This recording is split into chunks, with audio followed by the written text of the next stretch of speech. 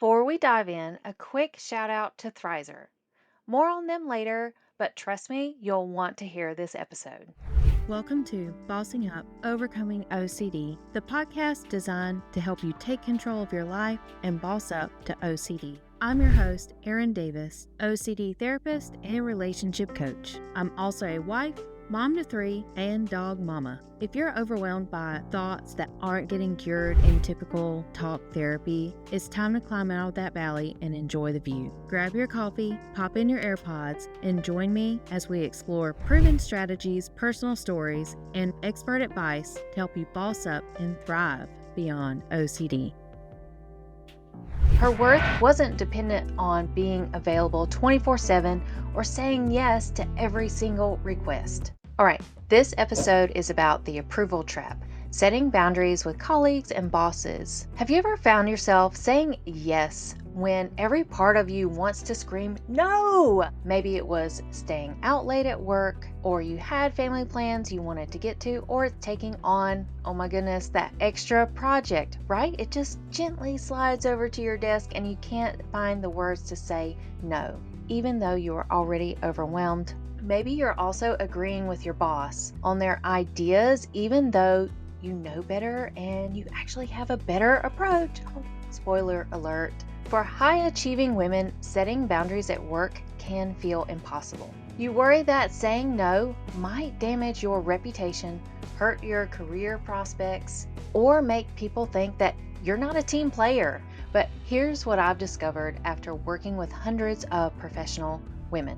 The same relationship anxiety that makes you seek constant reassurance from your partner is what makes you seek constant approval at work. In today's episode, I'm going to show you how to break free from the approval trap using principles from inference-based cognitive behavioral therapy and my own peace method framework.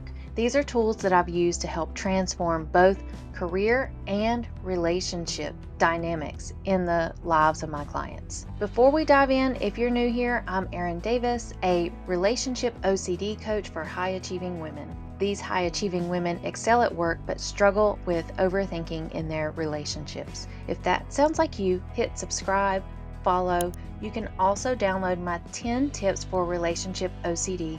Link is in the show notes. Let's start with a powerful truth from Scripture. We're going to Isaiah 41:10, which says, "Fear not, for I am with you. Be not dismayed, for I am your God. I will strengthen you. I will help you.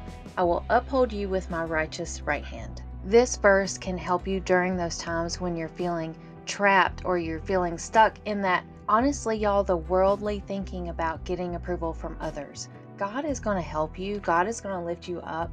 And the only approval we truly need to be concerned about is who, right? It's God's. Because when you're concerned about other people's opinions of you, you are stuck in the worldly views and you're not able to live authentically, let alone feel confident. In the work that I do with my clients, we do things to call out this negative thinking, the negative thought cycles, all of these things that create doubts. Because here's the thing, y'all, we all experience doubts, right? But if you find yourself continuing to worry and can't seem to catch a break from those what if thoughts, I want to tell you about the work that the clients and I do.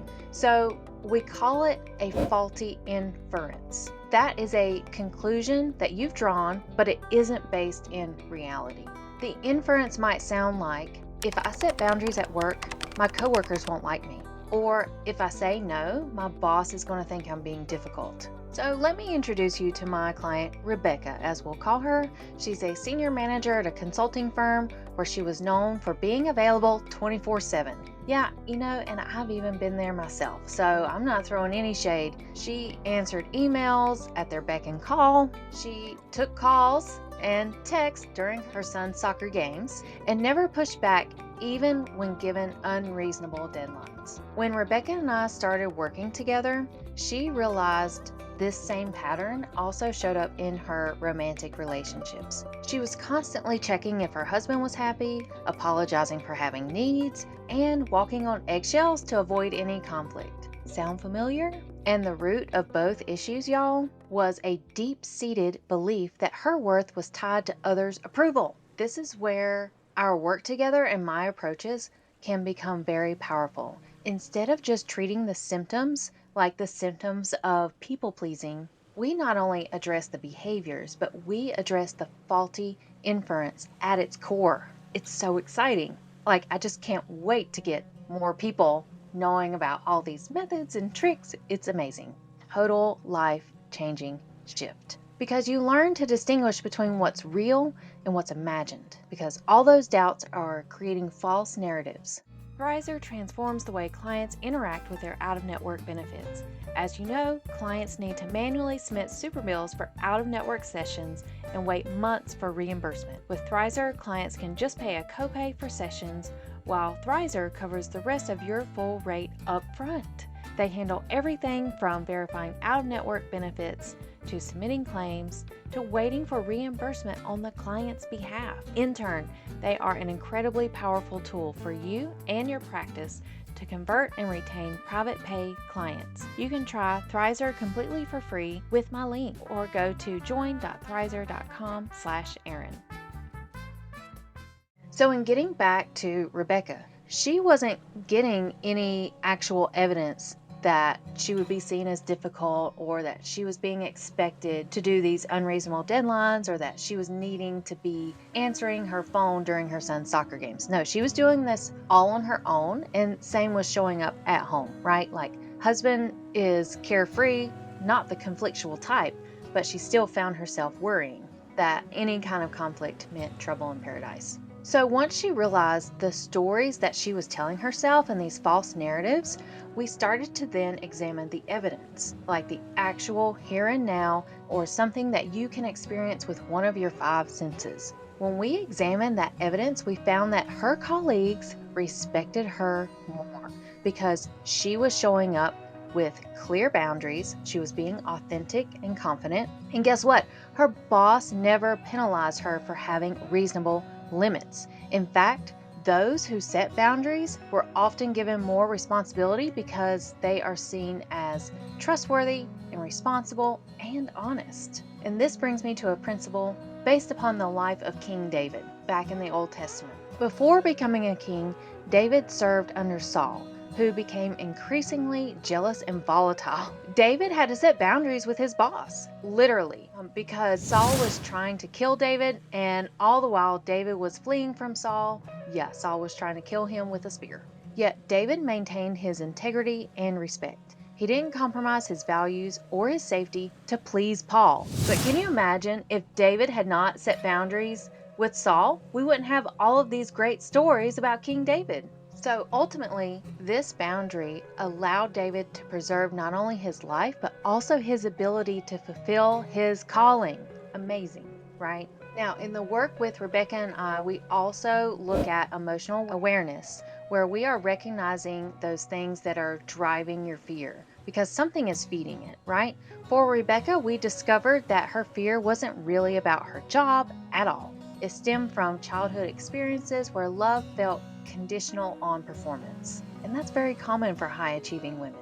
She learned that in order to be valued, she needed to be useful and agreeable. So she needed to learn to separate herself from her past wounds and her present reality. Her worth wasn't dependent on being available 24/7 or saying yes to every single request. A third step I'm going to share with you today is developing practical strategies to implement boundaries. First of all, you can create what I call a boundary bridge. Instead of just saying no, you can offer a bridge to what you can do. For example, I can't stay late tonight, but I can prioritize this first thing tomorrow.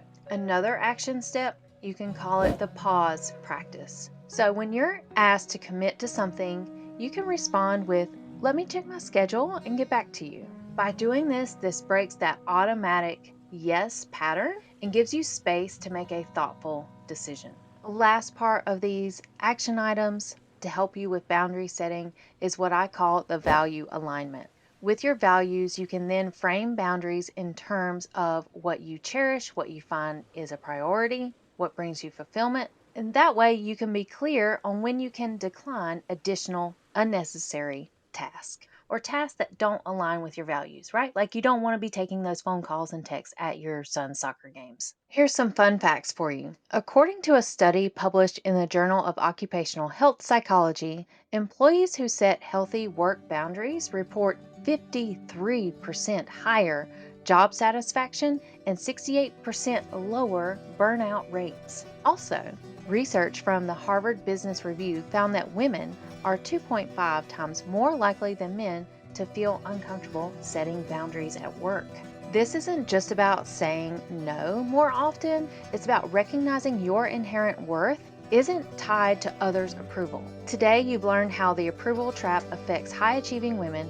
We've talked about my frameworks, my methods for helping you set healthy boundaries, and practical tools to implement in your own workplace relationships. If you're ready to break free from the approval trap once and for all, I have an invitation for you. I'm selecting just 10 women for my exclusive Obsess Less, Love More group coaching program starting now. This is a 12-week transformational program to help you apply principles just like this and more, as well as have a community. Therefore, you can get support with your work, personal, and romantic relationships. This program will help you with your confidence, setting boundaries, having better relationships, and have a newfound sense of peace in your personal life. If you're tired of living for others' approval and ready to reclaim your time, energy, and self-worth, this is your moment. Visit livebeyonddoubt.com and apply to be one of the first 10 women in this transformational program. Next week, come back to listen in for a special conversation that I'm having with my friend Dr. Nat Green, who is a trauma specialist. You're going to learn about the trauma archetypes and how to rise like a phoenix. Dr. Nat is going to give us 3 essential keys to thriving after trauma. Remember, boundaries aren't walls that push people away. They're bridges that allow for authentic connection. You were created for more than pleasing others. You were created to live with purpose, peace, and power. Stay blessed by the best, and I'll see you next time.